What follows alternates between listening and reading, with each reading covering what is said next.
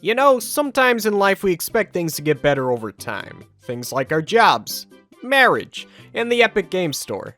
But you know what all three of those have in common? They never do. The very first time I ever encountered the Epic Games Store was all the way back in 2019, with the announcement that Borderlands 3 would be exclusive to the store for the first 6 months. So naturally, I downloaded the launcher to see what it was all about. And upon load up, I found laggy menus, terrible UI, and nothing resembling a pleasant experience. So I said, screw this, I'm buying the game on console. And that is a sentiment that I feel a lot of people could relate with. I mean, downloading anything on this launcher was truly a last resort. But that's okay, it doesn't have to be great yet, it's still relatively new. You can't just give a man a lemon and expect him to build the Mushroom Kingdom the next day. You know, you gotta let that stuff grow, you get what I'm saying? Fast forward, here we are, 2022, almost 3 years later. Has the launcher improved at all? No, as far as I can see, the launcher still hasn't reached its fullest potential. It's still a mess and lacking many features all of these years down the line.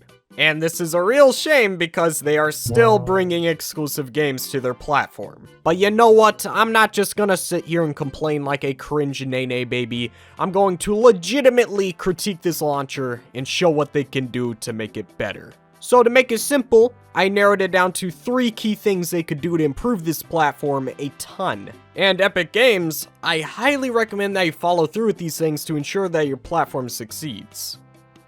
Or not. You could just ignore this completely and laugh your way to the bank, which you probably will. Whatever, let's just move on. Number 1. Fix the user interface. This UI is bland, uninteresting, and pretty laggy. It's just a black screen with text on it. No cool play on colors, no designs, it's just empty. Choosing a game in a launcher has never felt so lame. And trust me, this is very important for a launcher, because a big issue with PC gaming for many console players is that it doesn't give off the atmosphere that you are playing on a gaming system. I personally do not have an issue with this, but I could see why someone would feel that the magic is lost when you just click play on a game that's left on your desktop. Steam tries to prevent this as much as possible by adding so much polish and features to the launcher that it feels like you're in a gaming environment. They even have an entirely different UI for those who really want that polished console gaming experience. However, Epic Games is the antithesis to that. You just get these bland rectangles of the game's box art with nothing around it making it interesting at all. You just click play and the game loads up. This is just lame. And this issue even follows into the store section of the launcher. If you go into the Steam store, you see all of the games arranged in a very appealing catalog. You have banners saying what's on sale, and most of all, you have UI that actually changes. Meanwhile, you go to the Epic Games Store and it's all rectangles. No banners, no designs, nothing. Just horizontal rectangle and vertical rectangle. It's beyond boring. Nothing stands out. Nothing makes me want to purchase anything here. So yeah, fix the garbage UI. Make the user feel interested in what they're looking at. Number 2. The lack of features. I want to ask you guys a question. How do you get people to enjoy your brand more than the competitor's brand if your branding lacks everything that the competitor has available? You see, that's a trick question. You don't. Epic Games is lacking in so many things that people value on Steam. Things like being able to leave reviews on games, community board discussions, and showing off your profile to everyone. None of that is in Epic Games. This launcher's only purpose is just to launch games. And I mean, it is a launcher. Congrats, you have achieved that. But man, your competitor does so much more than just launch games. It has things all around the board. I mean, has anybody even considered adding more features to this launcher? No? Alright then, whatever. Number 3. Capitalize on what Steam is doing wrong. Epic Games, we both know that you gotta add more features to your launcher to make it interesting. But maybe you should add features to your launcher that Steam falls short on. An absolutely amazing example I can give right now is the profile pages on Steam. The profile section on Steam is a feature that me and many others really like. It's because it's a nice way to show off how much of a hardcore gamer you are. Oh, look at me. I almost got 80 hours put into Among Us. What do you peasants have? It's something that can make our profiles on Steam feel so much more alive. Seeing what other players' most played games are is a telling sign of what kind of games they enjoy. And also, it's just a fun way to show how many hours you got in a game. Somebody could come across my profile and say, dang, 237 hours in Terraria? This man cultured. And then they can also find out that I've unironically put 45 hours into Sonic Lost World.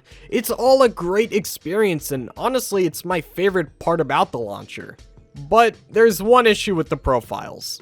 It's the leveling system. As you can see right here, I am a level 11 on Steam. That's a pretty small number, especially when you consider the fact that I've bought 93 games in total. And you know, I have decent hours in a lot of them, so why am I not a higher level?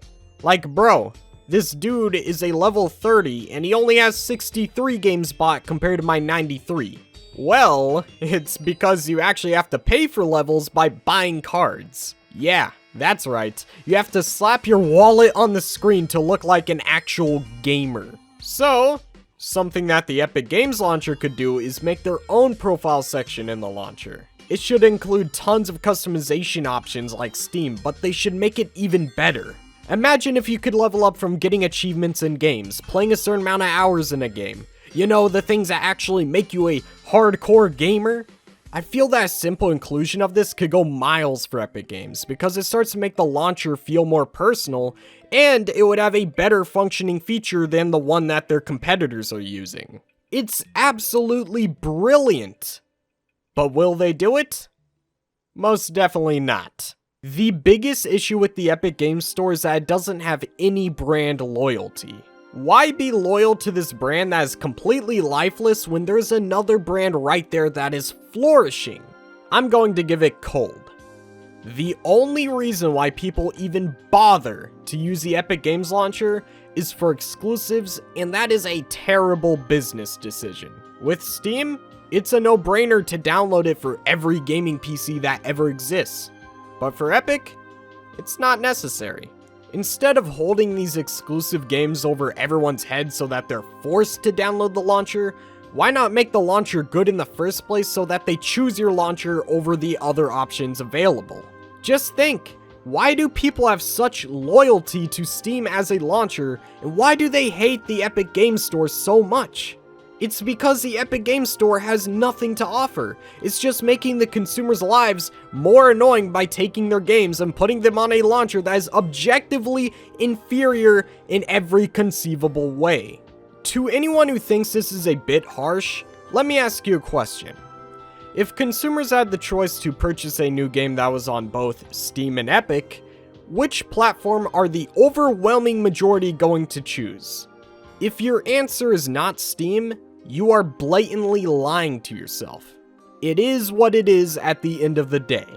There are nice precedents being set by the Epic Games Launcher, such as more money going to the game developers, but unfortunately those precedents will remain unappreciated until they improve the platform. And that's all I really gotta say. Will they ever fix it? I don't know. I'll see you in a few years when Borderlands 4 is announced to be an Epic Games exclusive. Alright, bye-bye.